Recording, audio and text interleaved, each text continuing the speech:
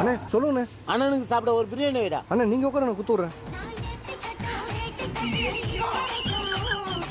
Owner என்ன owner கை இப்படி ஆடுது?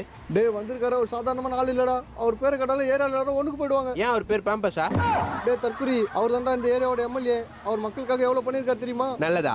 நல்லதா? தூங்கும் போது கற்பழிப்பு, முழிச்சுனா செயின் இருப்பு, கவர்மெண்ட் கத்தானாலே கை விட்டு ஆட்டினவரா. நம்ம கடிக்கார வந்துக்கிற என்ன ஒப்புதல் தெரியல. இந்த பிரியாணி எடுத்துன்னு போய் கூறாடே, அப்படியே எதுவும் பேசாத. சரிங்க ஓனர். போடா போடா போடா. ஆனா இந்தாங்கண்ணே.